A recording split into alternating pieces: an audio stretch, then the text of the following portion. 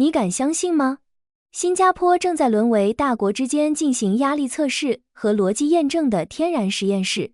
什么是压力测试？简单来说，就是境外势力通过部署经过精心伪装的虚假新闻网站，利用算法推荐、搜索引擎优化以及最新的人工智能生成内容，对新加坡的社会韧性、机构信任度进行的一场非对称攻击。他们的逻辑非常清晰且致命。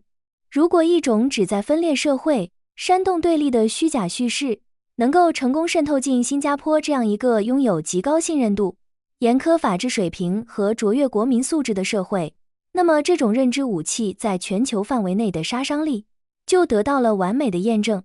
新加坡就这样被迫成为了测试新一代数字武器效能的活体实验室，特别是在2024年到2026年这个关键窗口期，随着新加坡迈向2025年大选，这场无声的交火达到了前所未有的高峰。境外势力正在唤醒那些潜伏已久的休眠网站，利用信息洗白技术，试图在新加坡领导层权力交接的敏感节点，精准操纵我们的社会断裂带。这不仅仅是在制造假新闻，这是在试图摧毁新加坡的社会共识。那么问题来了，放眼全球，为什么偏偏是新加坡成为了这场地缘政治压力测试的首选地？背后到底隐藏着怎样的战略算计？要想搞清楚为什么是新加坡，我们需要看透境外操纵者的5层战略逻辑。首先，第一点，新加坡拥有全球最高维度的数码暴露面与连接效率。我们有着极其发达的 5G 网络和光纤宽带，互联网普及率几乎触及物理极限。对普通人来说，这意味着急速的上网体验，但对于虚假信息的操盘手来说，这意味着极低的传播成本和极高的渗透效率。他们在这里测试如何利用 WhatsApp、Telegram 这些高频使用的私密通讯软件，把虚假叙事像病毒一样，瞬间从边缘网站推送到你的家庭餐桌上。第二点，是新加坡多元社会断裂带的微妙平衡。我们引以为傲的 CMIO 多元文化模式，也就是华族、马来族、印度族和其他种族和谐共处的框架，是全球社会治理的标杆。但这在攻击者眼里，就是绝佳的社会情感武器化测试样本。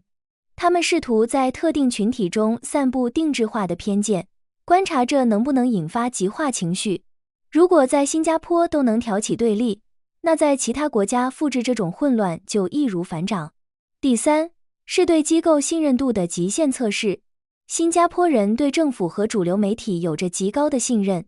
摧毁一个本来就混乱的国家没什么了不起，但如果能成功侵蚀新加坡这种高信任社会的权威，那绝对是认知战的巨大胜利。他们伪装成主流媒体的样子，就是要测试新加坡社会对事实核查和政府辟谣的免疫力底线。第四点尤为关键，那就是政治交接期的脆弱性窗口。当前正是新加坡第4代领导班子全面接班的关键节点，黄循财总理的政策方向备受瞩目。境外势力正是想利用这个敏感时刻，测试虚假叙事能不能削弱新任领导层的政治资本。这是大国干预他国内政的常用定向爆破手段。最后，是新加坡不可替代的国际中立地位。作为大国博弈中的诚实中间人，新加坡一直坚持基于规则的原则。境外势力试图通过信息施压，强迫新加坡在俄乌冲突、南海争端等敏感问题上改变立场，或者在内部制造严重分歧。了解了这5层逻辑，你就会明白，这场攻击绝不是随机的恶作剧。那么，究竟是谁在幕后操盘这盘大棋？他们又动用了怎样惊人的技术手段？在那些粗糙或者看似逼真的假新闻网站背后，其实隐藏着一条由国家背景、商业公关公司和顶尖 AI 专家组成的黑色产业链。他们把对新加坡的压力测试包装成了普通的商业行为。根据亚洲新闻台 CNA 的深度调查，一个名为新加坡时报的网站，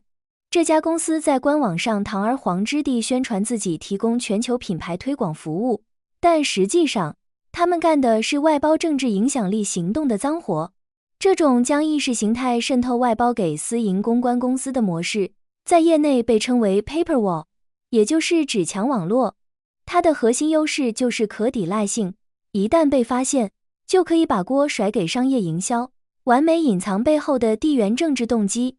但更可怕的还在后面。2025年曝光的 Galaxy 文件，彻底揭开了这套压力测试系统的底层技术架构。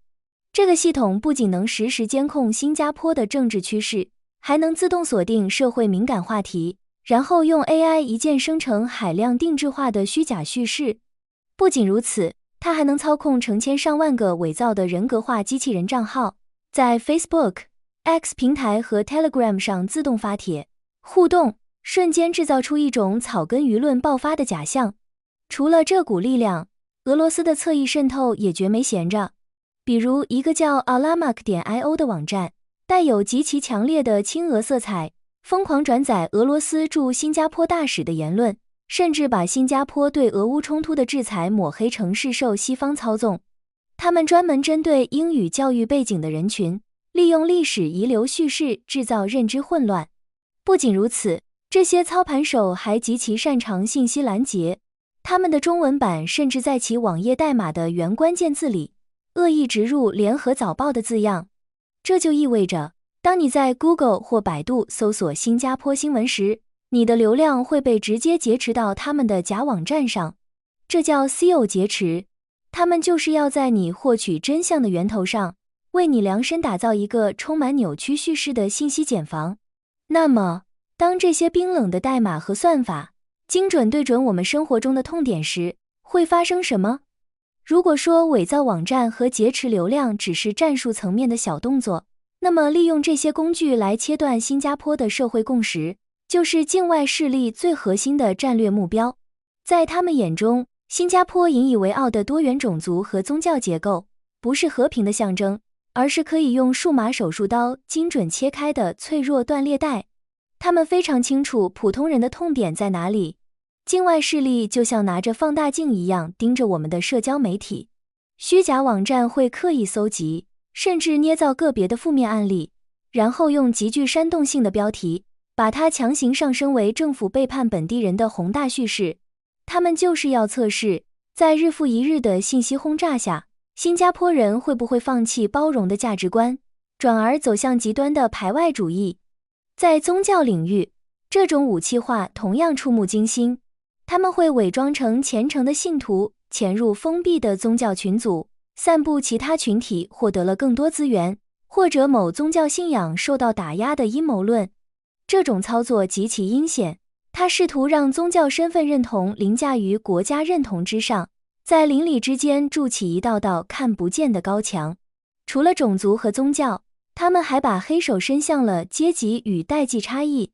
针对买房焦虑的年轻人，假网站疯狂推送夸大生活质量下降的文章，而针对年长者，他们则在长辈们最爱看的养生谣言里悄悄夹带政治私货。这种分而治之的策略，目的只有一个，让新加坡社会在面对外部危机时彻底撕裂，无法形成任何统一的民意支点。面对这种把同理心和温情当作武器的社会工程学攻击，新加坡难道就只能坐以待毙吗？面对这种高维度的饱和攻击，新加坡绝对没有被动挨打。事实上，我们已经构建了一套从法律强制阻断到全民社会动员的立体防御体系。这套体系的核心是3把锋利的法律盾牌。首先是 POFMA， 也就是防止网络假信息和网络操纵法案。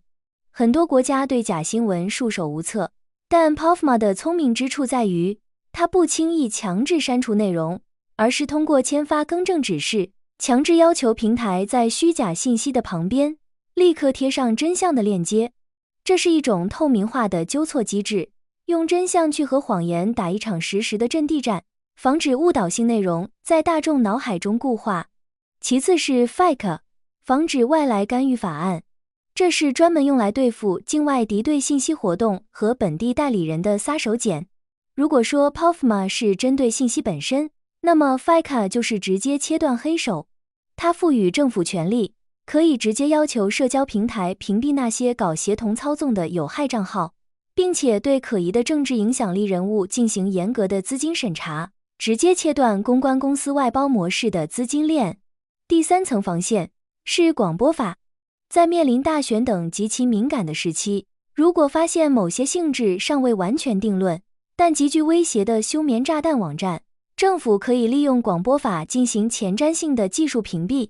这是一种先防御再调查的果断战术。但是法律只能阻断传播渠道，真正的防线其实建立在每一个新加坡人的脑海里。政府已经把数码防卫正式纳入了全面防卫体系，因为再强大的法律盾牌，也需要清醒的公民来共同支撑。那么，作为普通人的我们，到底该如何打赢这场保卫战？新加坡作为全球地缘博弈的数码前哨，我们所面临的挑战是一场永无止境的进化竞赛。境外势力利用假新闻网站对我们进行的压力测试，本质上是对人类认知弱点，对我们的焦虑和恐惧进行的一场饱和攻击。这场博弈无比冷酷，因为它的背后是冷冰冰的 AI 算法、庞大的地缘野心和肮脏的商业利益。但它所对抗的是新加坡作为一个多元社会最温暖的底色，是我们对邻里的信任，对和谐的执着，以及对共同未来的认同。数码主权的守卫绝不仅仅是政府和法律的责任，它更依赖于我们每一位公民的认知觉醒。对于我们每一个普通人来说，守护新加坡最好的方式，也许就是在你点击 WhatsApp 转发按钮前停顿的那一秒钟。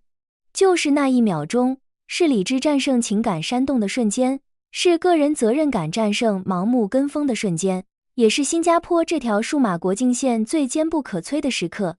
在未来的地缘博弈中，技术会不断更迭，幕后推手也会不断变换面目，